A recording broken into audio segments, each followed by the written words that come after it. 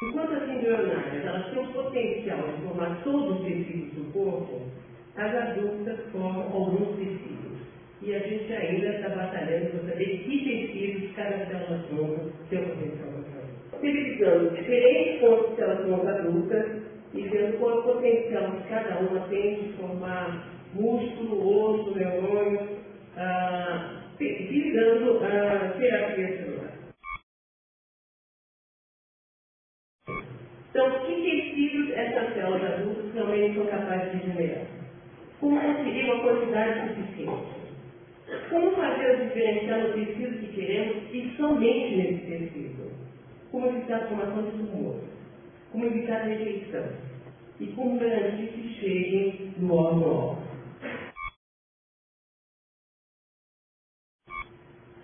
Bom, eu trabalho especificamente com doenças neuromusculares. Então, as doenças neuromusculares têm um em cada 1000 indivíduos, na população do Brasil, tem cerca de 200 mil brasileiros, e engloba mais de 100 doenças diferentes.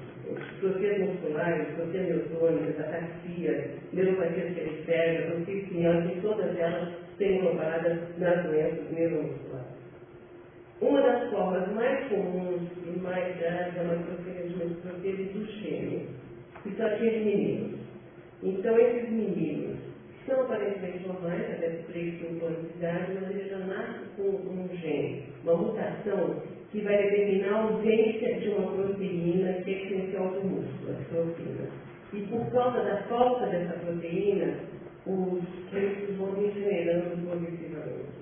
Então, a queixa aqui começa a cair por 5 anos, depois tem dificuldade para correr, para andar, cada vez maior. Ao redor dos 10 anos, eles geralmente perdem a capacidade de andar. E depois, se não tiver um cuidado muito especial, ou só com cuidados muito especiais, eles conseguem sobreviver depois dos 20 anos. Então, é a forma mais grave das distrofias e a progressão muito semelhante em todas as sociedades.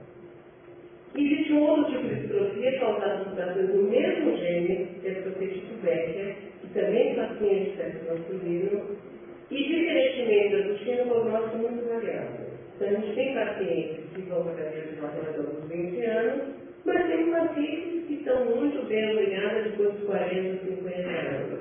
Né? E às vezes nem chegam ao nosso serviço, eles estão só diagnosticados num serviço de doença cardíaca. Então, quando se descobriu o gene de causa das doenças, se viu que, na realidade, a diferença entre uma e outra era a quantidade da proteína no músculo. Tá? Então, à esquerda você tem um músculo normal, no meio da tipo do gene, você tem um estudo de músculo do paciente com tipo do gene, onde não tem proteína nenhuma, e à direita é um paciente com tipo Becker, onde você tem um pouco de distrofina, mas não é normal. Tá?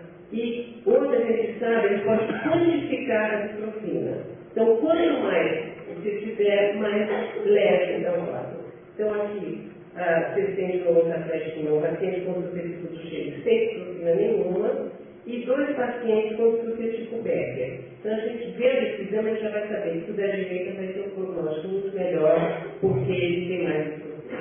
Então, existe uma correlação entre a quantidade de distrofina e a gravidade do quadro clínico. E esse, então, vai ser um marcador muito importante para nós quando a gente está estudando células tronco e vendo se elas conseguem ou não produzir distrofina. Então, o grande desafio é tratar essas distrofias todas. E a nossa ideia é que se a gente puder tratar com células tronco, não importa qual é a mutação, não importa qual é o gene que está defeituoso. Se a gente puder substituir o músculo que está defeituoso, a gente teria um tratamento que poderia ser aplicado a todas as pessoas. Então, o que nós estamos pesquisando é o potencial de células tronco adultas de diferentes fontes de diferenciar músculo esquelético funcional.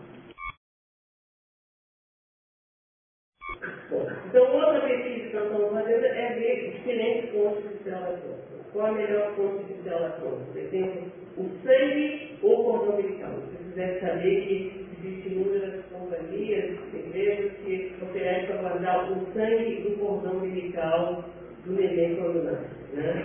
E nossa proposta é que se doe só para banco público, porque a chance de você usar o sangue, o seu próprio sangue, quando coletado num recém-nascido, é ridiculamente pequena.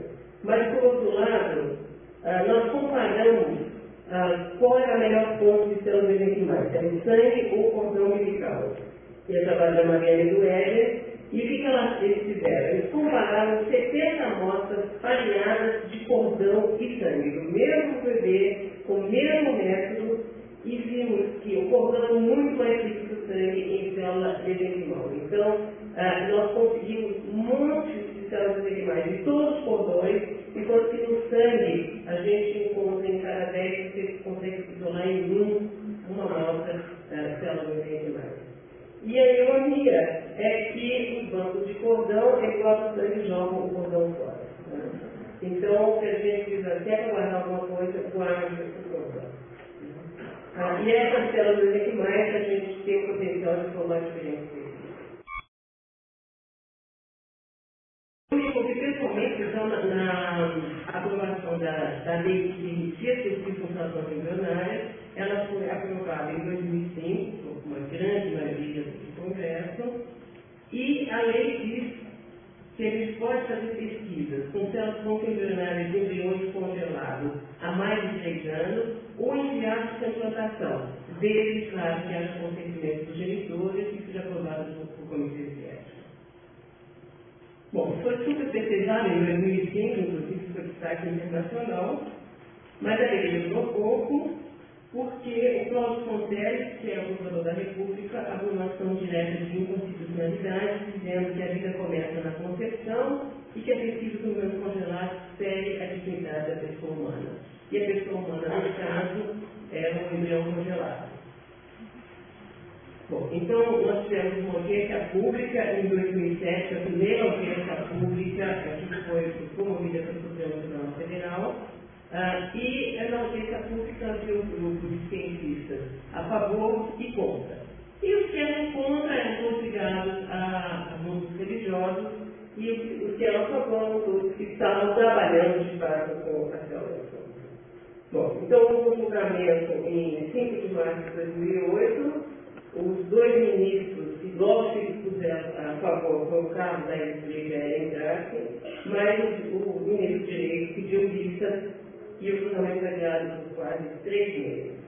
Mas finalmente, e naquela época nós fizemos um levantamento dos países que permitiam pesquisa com células embrionárias. Então, no Brasil, na América do Sul e Central, só o Brasil e México que permitiam. Na Europa, todos os países, menos a Itália, e a Alemanha tem uma lei sui generis, ela tem níveis específicos com células embrionárias, desde que não seja do meu alemão. Vou mostrar para fora. Mas em maio de 2008, então, o Supremo Tribunal Federal aprovou definitivamente as pesquisas com células embrionárias. Será que é ético você escolher um embrião só pelo sexo? Sem risco genético? Já foi capa de peso, né? Então, é proibido nos Estados Unidos, na Inglaterra, no Brasil, não existe uma legislação específica, mas teoricamente não é permitido. Na China e na Índia, é aplaudível, né? Porque aborto favorecendo ao sexo masculino, então o negócio da implantação seria muito bem aceito. Em Israel, a legislação permite a partir do 5º filho. Tá? Então, se você tiver 4 meninas ou 4 meninos, do 5º você pode escolher. E eu teria muito interesse de saber como é que seria no Brasil se as pessoas tivessem a possibilidade de escolher o sexo do filho. Por que isso? Na Inglaterra, há alguns anos atrás, foi feita uma enquete onde foi mandado para inúmeros casais que estavam em idade de reprodução, se eles pudessem escolher o sexo do filho, se eles fossem um menino ou menina.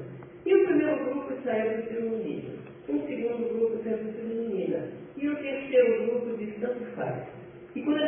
olhavam lá os dados, eles viam que dava exatamente meio ambiente. Então, num país como a Inglaterra, se os casais pudessem escolher o sexo dos filhos, isso não iria dar as distorções que a gente tem na China, por exemplo. Né? E eu tenho que procurar saber no Brasil como seria. Eu sempre provoco os jovens para fazer um questionário, para fazer uma pesquisa como essa. Bom, uma outra questão ética é a história da seleção de embriões e irmãos salvadores. Então, o que seria isso? Você já houve vários casos. Um casal tem um filho com leucemia, por exemplo, não tem doador compatível. Então, ele diz, olha, eu vou engravidar para ter uma criança que possa doar o sangue do cordão para salvar esse meu filho. E aí, para não arriscar ter uma criança não compatível, já faz uma seleção do embrião compatível antes de implantar. Né? Isso já está aprovado na Inglaterra, foi aprovado nos Estados Unidos, como em caso de leucemia, anemia de Fanconi ou talassemia. Mas também é objeto de discussão. E a questão ética ou não ética. Né? Os casais que passaram por isso, em vez de perder um filho, não ganham. Aí em 2007 surgiu a função das células IPS, que é uma nova forma de reprogramar as células. Tá? Então foram dois grupos, mas o principal foi a Yamanaka, do Japão, conheceu, né? Professor fantástica.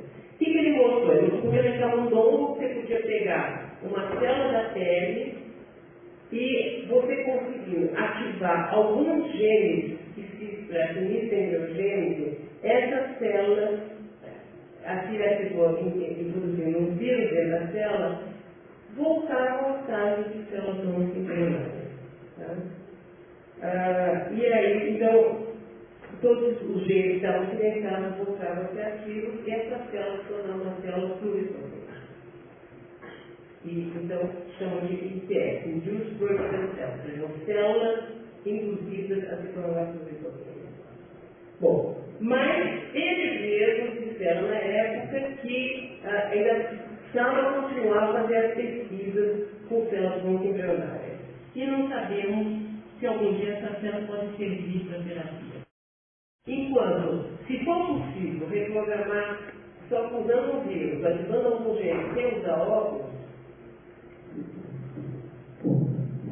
qualquer maluco pode fazer isso no laboratório, qualquer maluco pode dizer, vou inserir em útero para ver o que acontece.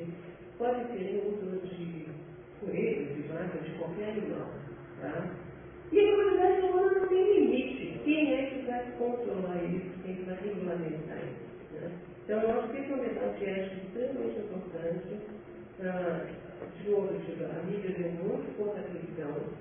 Fizeram alguém enorme no personagem terapêutico, e aqui ninguém está falando nada. Né? Mas eu acho que isso tem que ser. E o Yamanaka foi o primeiro a ter essa preocupação e já o Ministério da Tecnologia do Japão já mandou para todas as universidades, todas as engenharias, uma